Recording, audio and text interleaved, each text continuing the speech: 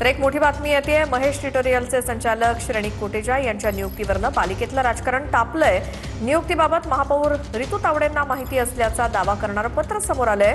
शिक्षण समिती अध्यक्षा शिरवाडकरांच्या पत्रामध्ये महापौरांच्या शिफारशीनुसार नियुक्ती केल्याचा दावा करण्यात आलाय।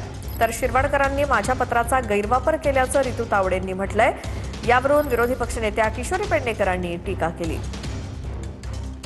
327 नगरसेवक आणि स्वीकृत यांनी मिळून तो निर्णय केला पाहिजे।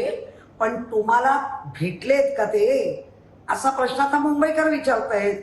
आणि हा जेव्हा तुम्ही दुसऱ्यांवर भ्रष्टाचाराचे आरोप करताय तर तुम्ही काय करताय? कोण लागतात तुमचे हे जे काय? मी त्यांचा आता का नाही, कारण ते व्यावसायिक आहेत। तुम्ही नाव घेऊन त्याला बदनाम केलंय, मग तुमचा त्यांचा आणि काय तुमचा साठेलोटो झालाय का? झालंच आहे म्हणून तुम्ही शिफारस करताय। मुळात जी नेमणूक झाली आहे टेक्निकल कमिटीमध्ये, जे कोण कोटेच्या नावाचे व्यक्ती आहेत, आज त्यांची जी काही त्या ज्या संस्थेवरती ते संचालक म्हणून होते ते 33 शाखा त्यांच्या बंद झाल्या। साधारण 2500 विद्यार्थी आणि त्यांचे पालकवर्ग या आर्थिक संकटात आले आणि त्याच्यानुसार ते विद्यार्थीसुद्धा त्यांच्या ज्ञानाला कुठेतरी मुकले।